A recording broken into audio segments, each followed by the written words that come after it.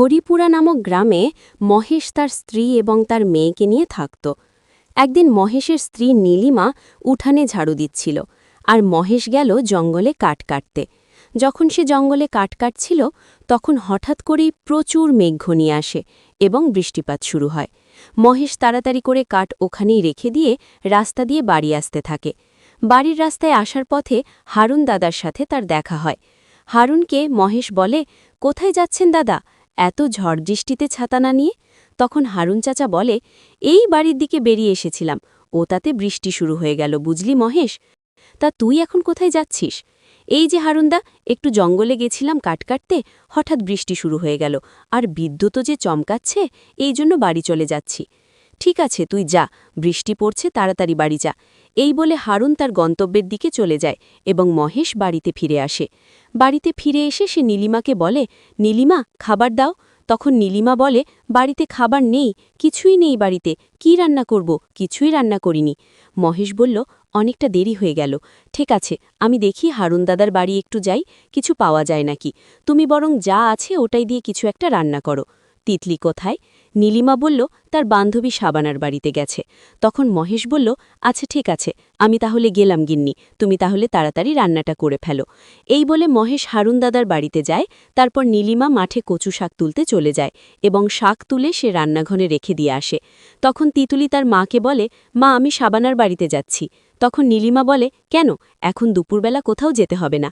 মা, একটু খেলতে যাচ্ছি, অনেক দিন থেকে বৃষ্টি হচ্ছে, কোথাও বেরোতে পারছি না, আজকের একটু বৃষ্টি কমল, তাই সাবানার সাথে একটু খেলতে যাচ্ছি।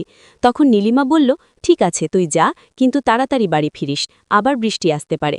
আচ্ছা মা, ঠিক আছে, আমি তাড়াতাড়ি বাড়ি ফিরব। এই বলে তিতলি তার বান্ধবীর বাড়িতে চলে যায়, আর নীলিমাও রান্না বসাতে যায়। তারপর তিতলি তার বান্ধবী সাবানাকে নিয়ে পুকুর ঘাটে যায় এবং সেখানে বসে দুজনে গল্প করতে থাকে। কাপড় কেচে রেখে দিয়ে সাবানা তিতলিকে বলল, তিতলি, বাড়ি যাবি না? অনেক দেরি হয়ে গেল, মা বকবে, আরও বৃষ্টিও আবার চলে এলো। তিতলি তখন বলল, হ্যাঁ, বাড়ি চল, অনেক দেরি হয়ে গেছে, বৃষ্টিও প্রচুর আসছে, মা ডাকবে। এই বলে দুজনে মিলে বাড়ির পথে রওনা দিল। ইতিমধ্যে মহেশ ও হারুন চাচার বাড়িতে পৌঁছে গেছে। গিয়ে হারুন চাচাকে বলল, চাচা, আজ তুমি বাজারে যাওনি? হারুন চাচা বলল, না, আজ বাজারে যাইনি, এত বৃষ্টি পড়ছে তাই বাজারে যাইনি আজ।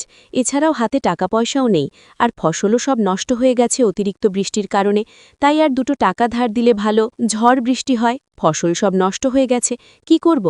তখন হারুন চাচা বলল, কি করব মহেশ, আমারও তো একই তোর মতো অবস্থা, ফসল টসল সব নষ্ট হয়ে গেছে, বাড়িতে যাই ছিল তাই দিয়ে গিন্নি রান্না করেছে, ওটাই খেয়ে নেব, আর কি করব, আমার কাছে আর কোনো টাকা পয়সাও নেই, বাজারে যেতেও ভালো লাগে না।